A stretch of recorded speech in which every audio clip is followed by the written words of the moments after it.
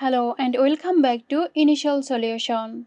In today's tutorial, I'm going to show you how to enable Windows Defender.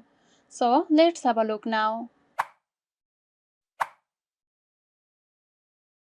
Click on the Windows icon, select the Settings gear icon, and choose Update and Security.